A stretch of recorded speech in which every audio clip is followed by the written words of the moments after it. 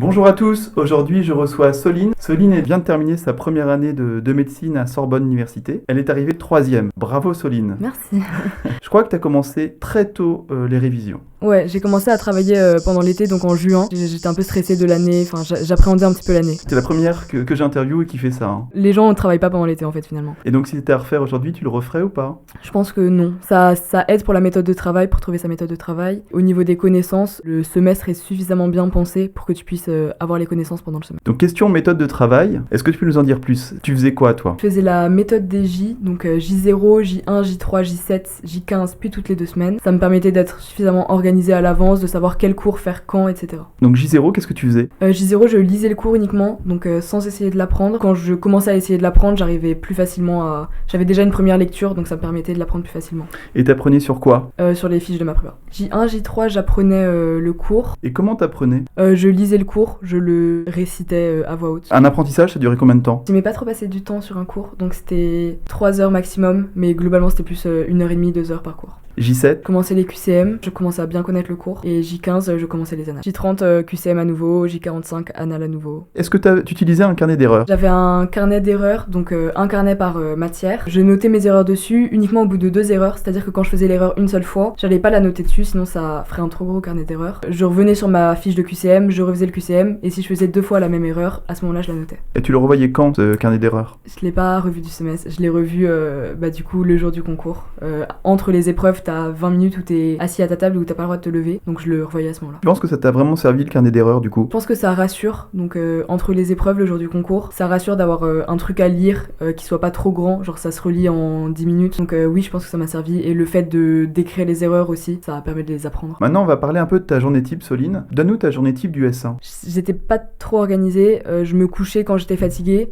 Je mettais un minuteur de 8h30 et je me réveillais du coup 8h30 après. Et je faisais la méthode des J, donc je faisais les cours que j'avais à faire dans ma journée. Je m'organisais la veille pour le lendemain, heure par heure. Tu faisais des pauses? Je faisais 2 pauses de 30 minutes dans l'après-midi, une sieste et une pause lecture. Donc une sieste tous les après-midi et une pause lecture tous les après-midi. D'une demi-heure, une demi-heure. Donc t'avais 1 heure de pause, on va dire de vraie pause, plus les heures du repas. Plus les heures de repas, ouais. Donc t'avais à peu près 3 heures de pause dans la journée? Ouais, après le soir, il y a la pause, prendre sa douche, se laver les dents et tout, tout ça, c'était genre 1 heure le soir pour faire autre chose. Ah, c'est les meilleures pauses. Oui. Et maintenant, ta journée type du S2? Au S2, c'était assez différent, donc je me couchais super tôt, je me couchais à 21h, je me levais à 4h.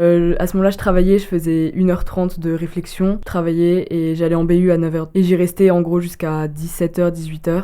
Je rentrais chez moi, je faisais un dernier cours et j'arrêtais à ce moment-là. Donc Soline, elle a commencé à bosser dès juin et elle se levait à 4h30 au S2. Comment tu trouvais cette motivation? J'avais un groupe de travail qui se levait aussi pareil à 4h. Et du coup, on se levait à 4h, on travaillait ensemble avec nos caméras. Ensuite, on allait en BU ensemble, on mangeait ensemble, on prenait le goûter ensemble, c'était assez sympa. Tu faisais des pauses, c'est ça le midi? Ouais, le S2 je prenais beaucoup plus de pauses, donc déjà le midi c'était 1h, voire 1h30, et le soir j'arrêtais de travailler en gros à 19h, donc pour me coucher à 21h. T'arrêtes 1h, 1h30, c'est que tu passais des moments conviviaux avec tes voilà, potes? On rigole bien, et souvent on se dit on prend 1 heure, mais souvent ça dépasse, et on finit à être encore en train de manger 1h30 plus tard. Bon, même si tu travailles énormément, c'était un peu plus relax quoi, le S2. Ouais. D'accord. Et est-ce que tu faisais du sport? Je prends des cours de cirque, donc c'était tous les samedis après-midi. Et ça, tu le faisais toutes les semaines? J'ai arrêté d'y aller genre 2 semaines avant le concours, mais sinon j'ai pas raté un seul cours. Est-ce qu'il y a des choses que tu aimais faire quand t'étais au lycée que t'as totalement arrêté une fois en passe? Non, en fait j'essayais de maintenir mes loisirs, donc en gros, la lecture, par exemple, je me prenais ma pause 30 minutes tous les jours. C'était indispensable. J'ai jamais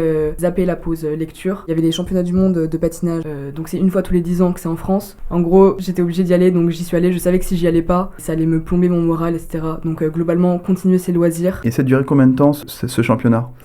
J'y suis allée 4 jours. Et c'était au S2? Ouais, c'était en mars. Donc t'as coupé totalement la révision? Non, du coup je me levais plus à 4h à ce moment-là. Mais je travaillais par exemple dans le bus sur le chemin de la patinoire, etc. T'as probablement eu des amis dans ton groupe avec qui tu passais du temps le midi ou dans ta prépa ou autre, au tuto, et qui ne sont pas passés. Est-ce que tu saurais expliquer les raisons pour lesquelles ils n'ont pas réussi? Je pense qu'il est important, c'est de s'y mettre au début, donc dès l'après-rentrée à la limite, sans travailler 10 heures par jour dès le début, mais le premier semestre il est assez court, donc en 3 mois, si tu perds 1 mois de travail à chercher ta méthode de travail, à pas réussir à travailler plus de 2 heures par jour parce que tu sors de l'été et que t'es fatigué, parce que la différence elle se joue là. Souvent, du coup, les gens que je connais qui n'ont pas réussi, ils ont eu des très bonnes notes au 2e semestre, parce qu'au 2e semestre, ils étaient dans dans l'ambiance de travail déjà, mais c'est pas suffisant pour rattraper du coup le retard du premier semestre. D'accord. Trouver sa méthode et attaquer... C'est pour ça que la pré-rentrée, du coup, c'est vraiment bien justement pour la méthode de travail. Est-ce que tu as fait une pré-rentrée? Du coup, oui, j'ai fait la pré-rentrée du tutorat. Et pourquoi le tutorat et pas la prépa alors que tu as une prépa? La pré-rentrée de la prépa, déjà, c'est 1 500 € je crois, pour 3 semaines.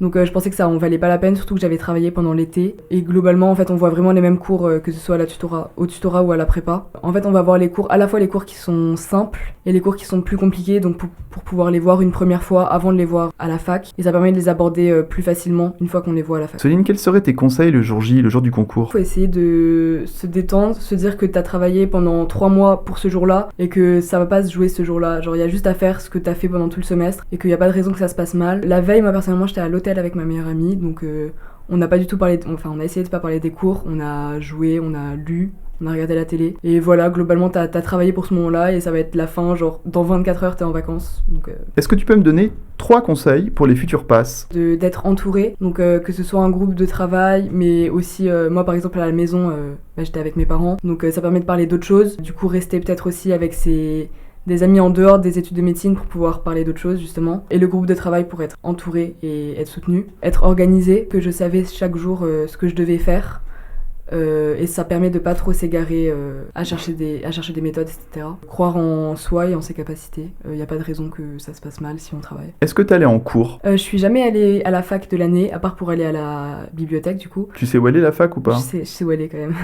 Mais pourtant j'étais pas loin, j'étais à 20 minutes. Au premier semestre, vu que j'avais du coup travaillé pendant l'été, je regardais pas les cours. Mais au deuxième, j'avais pas d'avance du coup, donc je regardais tous les cours à la fac en rediffusé et en accéléré. Merci beaucoup Soline d'avoir donné ton temps. Merci pour tous ces conseils. J'espère qu'ils vous seront très utiles et n'hésitez pas à liker, à partager la vidéo à tous ceux qui vont rentrer en médecine, pharma, kiné, dentaire ou sage-femme. Et donc à la prochaine. Ouais, bon courage. Merci Soline.